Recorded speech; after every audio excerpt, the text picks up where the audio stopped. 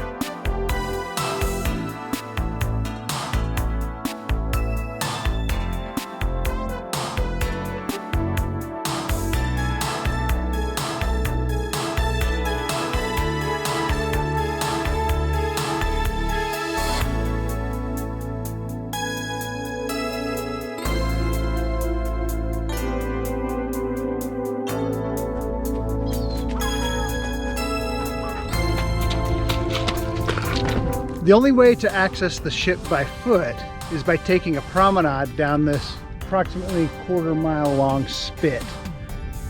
You have to go at low tide because at high tide the ship is almost completely submerged depending on tide levels that day. Now, I have heard about some people camping on the ship overnight as they go in when the tide's low, they camp and they fish off the side of the ship, and then they wait for the tide to get low again and they're pretty much trapped there until it is, which is pretty adventurous, pretty awesome, I have to say. Maybe I'll do that sometime.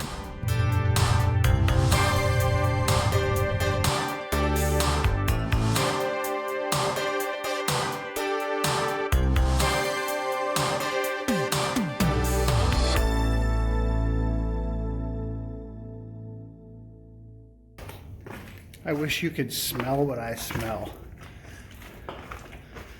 Tell you one thing, it's not pretty.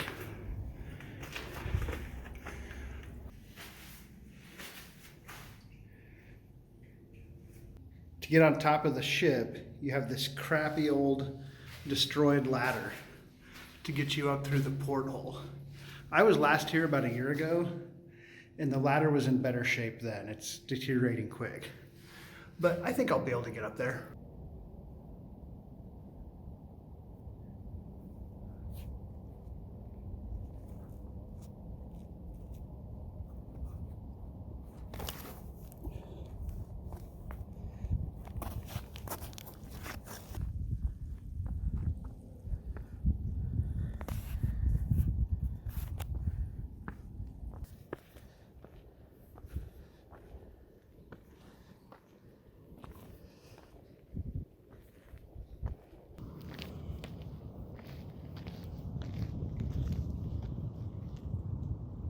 So after exploring this ship, I got really curious about its history, and I looked up as much information about it as I could find, but there's very little info. There's a lot of mystery surrounding this ship.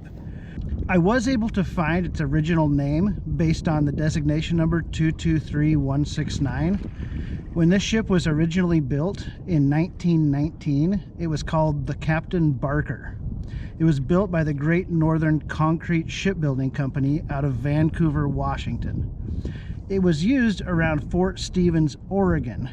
Later, the ship was obtained by Foss Maritime Company and was renamed Foss 103 Barge. I wasn't able to find any information about how it ended up here, except that it happened sometime in the 70s, and it's been sitting here for almost 50 years. My guess is it was just cruising along down the South Puget Sound, and whoever was at the helm was unaware that there was this spit here and the tide was up, so they didn't see it and they crashed right into it, and it's been sitting here ever since.